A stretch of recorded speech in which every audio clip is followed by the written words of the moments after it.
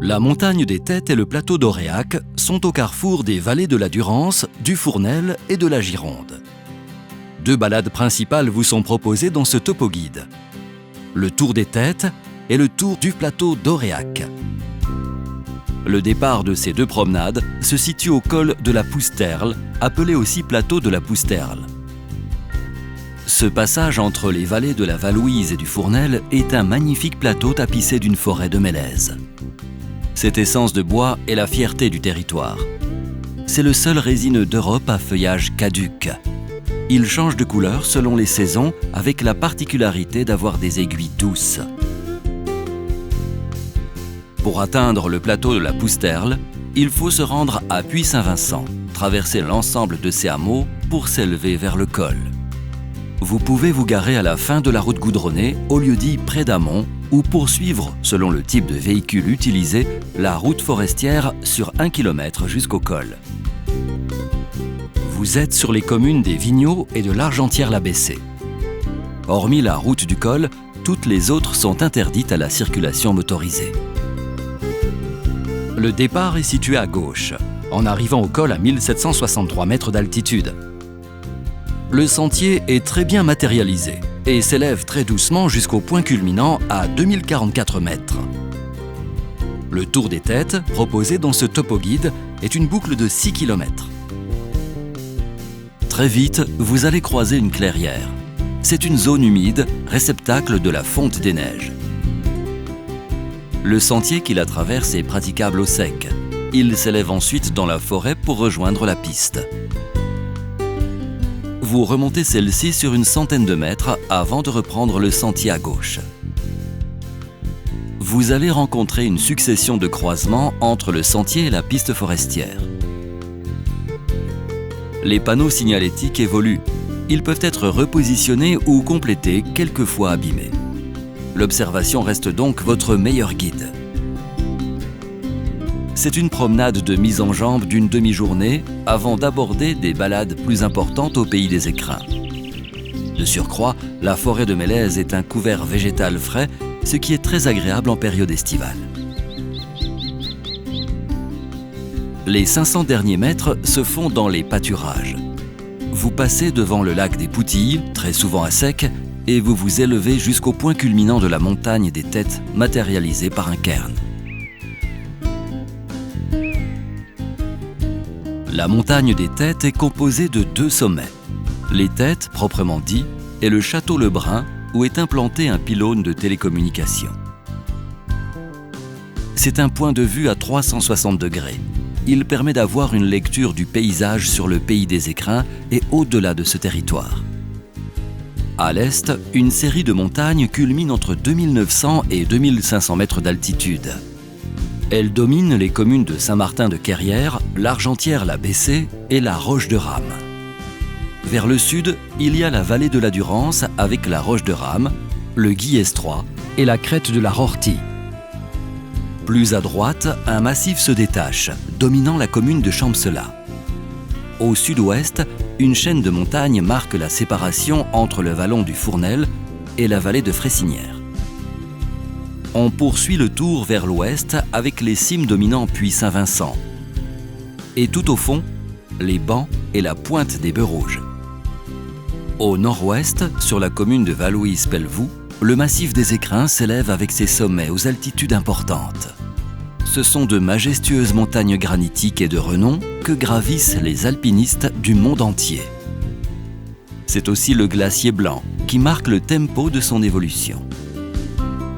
Enfin, notre panorama se termine par la face sud du mont Brison, surplombant la commune des Vigneaux. Plus loin, on peut apercevoir l'ensemble des vallées du Briançonnais. Le sommet des Têtes est vaste, vallonné, où les moments de détente et de contemplation s'y prêtent. Le lieu est particulier. Il est composé d'une roche calcaire modelée au fil du temps par l'érosion. Le vent, l'eau et le gel ont fait leur œuvre sur cette roche sédimentaire au milieu des pelouses alpines. La descente, pour effectuer le tour, s'effectue essentiellement par la piste forestière. Seul un petit détour est à effectuer pour se rendre au lac des Charbonnières. Pour ce faire, il faut bien être attentif au croisement. Le sentier part sur la droite. Le lac se situe à 200 mètres en contrebas. C'est un très beau point d'eau d'environ 800 mètres carrés qui agrémente un peu plus votre balade. La poursuite de cette promenade se fait par le sentier principal, en évitant les 2 chemins sur la gauche. Très vite, vous rejoignez la piste forestière. Il reste 1,3 km pour boucler le circuit et regagner le col. Ce topo-guide vous a présenté arbitrairement cet itinéraire. Il va de soi qu'il existe plusieurs parcours et plusieurs manières d'aborder le Tour des Têtes. Le tour du plateau d'Auréac est la seconde promenade. Le départ est situé à droite du col de la Pousterle. La majorité de la montée se fait par une piste forestière. Cette belle promenade familiale s'élève rapidement pour atteindre le plateau proprement dit. La piste s'étire ensuite au milieu d'une forêt un peu plus clairsemée, posée sur des pelouses alpines. Au bout du grand plat, vous allez rencontrer un croisement. Le chemin de droite est une variante permettant de raccourcir le circuit. Vous poursuivez à gauche, toujours sur la piste forestière, direction la tête d'Auréac. C'est une montée douce et vallonnée.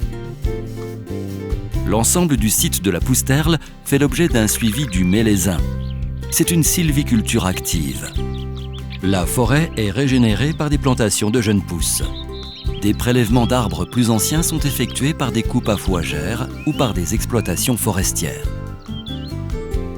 Le circuit proposé dans ce topo-guide est une boucle de 6 km 200, à cheval sur les communes de l'Argentière-la-Bessée, Les Vigneaux et Puy-Saint-Vincent. Vous allez quitter la piste pour vous élever par la gauche sur le sentier qui mène au sommet. C'est la partie la plus pentue de la balade tout en restant modéré. Vous arrivez au point culminant à 2088 mètres d'altitude, toujours matérialisé par un cairn. De ce panorama, vous allez retrouver la plupart des montagnes décrites précédemment à la balade des Têtes, tout en offrant des angles de vue différents. Pour certaines, l'angle de vue offre un meilleur dégagé.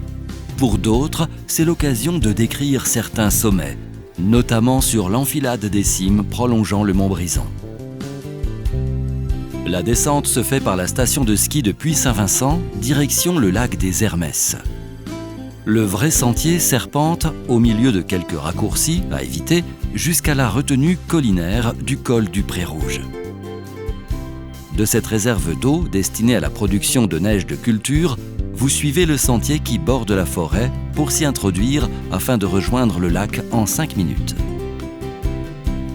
Situé à 1930 mètres d'altitude, le lac des Hermès a une superficie d'environ 4000 mètres carrés. Il est aménagé pour permettre en toute sécurité la balade de ses abords, aussi bien l'été que l'hiver. La flore et la faune aquatique se complaisent dans cet environnement sain. La reprise de la balade se fait par la piste forestière adossée au plateau d'Auréac, à droite du sentier d'où vous êtes arrivé. Au sortir de la forêt, vous allez apprécier une vaste zone champêtre où l'élevage contribue à façonner les paysages. Vous traversez le premier alpage vers la droite en direction du plateau de Tournoux. Dans cet espace aussi calme que beau, le sentier s'étire dans les prairies et vous porte jusqu'à un ensemble de chalets d'alpage posés dans un cadre bucolique. La fin de cette promenade se fait au pied de la falaise de la crête de la Coste de Laz, lieu de prédilection pour les passionnés d'escalade et les adeptes de Via Ferrata. Il ne vous reste plus qu'à vous laisser porter jusqu'au col de la Pousterle. Ce topo-guide vidéo vous aide à aborder ces 2 promenades en toute quiétude, survolant les points essentiels à connaître. Mais rien ne vaut la découverte par soi-même des balades au pays des écrins.